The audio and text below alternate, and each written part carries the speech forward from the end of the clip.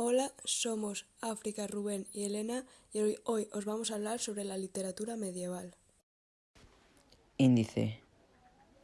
Introducción, historia, literatura, lírica épica, romancero, poesía culta, prosa. Comentarios. Mío Cid Coppel la muerte de su padre, el conde Lucanor. Conclusión. En este proyecto vamos a hablar sobre la literatura medieval. Este proyecto nos sirve para aprender de la literatura de esta época y también vamos a aprender a redactar sin necesidad de copiar exactamente de un libro o de internet. La Edad Media es el periodo que va desde el siglo V hasta el siglo XV. En esta época hay un periodo de reconquista en el que los hispanos que habitaban el norte de la península reconquistaron el resto de la península de los musulmanes. También existía el sistema feudal que se basaba en que la gente adinerada daba feudos, es decir, tierras a la gente menos rica, a cambio de ser sus vasallos. El pensamiento medieval se hallaba dominado por religión. La cultura y arte medieval estaban muy vinculados a la Iglesia. Durante los primeros siglos de la Edad Media, los monasterios servían como vías de difusión del saber y renovación cultural. Las rutas de peregrinación a Santiago de Compostela ayudaron al intercambio cultural entre España y los demás países. La Escuela de Traductores de Toledo fue importante porque reunió a sabios de las culturas árabe, judía y cristiana. Hubo dos corrientes literarias, la popular y la culta. La literatura popular era anónima y se transmitía de forma oral. La literatura culta tenía un autor conocido y eran textos escritos. La mayoría eran escritas por gente del clero, que eran los únicos que sabían leer y escribir. La literatura medieval consta de la lírica primitiva, que se componen de jarches mozárabes, la lírica gálico-portuguesa y la lírica tradicional castellana. Los jarches mozárabes son poemas breves escritos en mozárabe. La lírica gálico-portuguesa son composiciones escritas en gallego-portugués, tiene dos clases, carácter culto y popular, y la lírica tradicional castellana recopilada en cancioneros son de tema variado.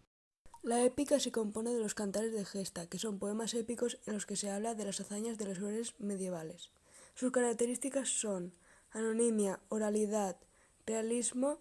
Sus versos son irregulares, están divididos en dos hemistiquios mediante una cesura y su rima es asonante. El romancero, conjunto de romances o composiciones anónimas de carácter épico lírico, breves en versos de arte menor. Su origen está en la fragmentación de los cantares de gesta. Su estructura métrica consiste en una serie ilimitada de versos octosílabos con rima asonante en los versos pares. Clasificación de los romances, históricos, fronterizos, líricos y novelescos, y ciclos bretón y carolingio. Su estilo consta del fragmentarismo. Los romances recogen lo esencial, por eso a veces carecen de principio. Normalmente la gente que hacía lírica culta era el clero y sus características son textos previamente escritos en lengua romance, finalidad, didáctica y moral. Querían difundir la fe cristiana. Temas eruditos, asuntos religiosos, novelescos, históricos, legendarios y didácticos, escritos en cuaderno vía, divididos en dos hemistiquios y con rima consonante.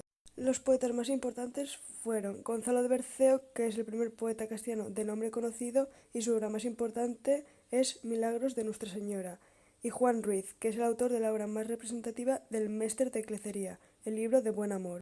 En el siglo XV se desarrolla la lírica culta castellana, inspirada en la poesía provenzal francesa y la poesía italiana, alegorías de Dante. El tema principal es el amor cortés. Ahora los poetas son nobles, hombres de letras, políticos o monarcas. Figuras destacadas: Marqués de Santillana, Serranillas, Juan de Mena y Jorge Manrique. Jorge Manrique fue un soldado y poeta. El reconocimiento poético vino con coplas de la muerte de su padre, que se difundieron a través de cancioneros. Prosa medieval. La prosa escrita en romance se produjo en una época más tardía que la poesía. Alfonso X el Sabio dirigió la Escuela de Traductores de Toledo bajo su reinado. Se fijó en una norma lingüística para el castellano. Forjó un modelo de prosa, elevó al castellano a lengua de cultura. Prosa didáctica. Gracias a la Escuela de Traductores la prosa comenzó a usarse con fines narrativos. Don Juan Manuel es un autor castellano que tiene una profunda conciencia de ser escritor. Su obra principal es El conde Lucanor. Prosa de ficción. La principal manifestación de esta prosa son las novelas de caballerías. Estas obras se caracterizan por contar las aventuras de un héroe que va por el mundo luchando. En muchas ocasiones los lugares son exóticos y fabulosos.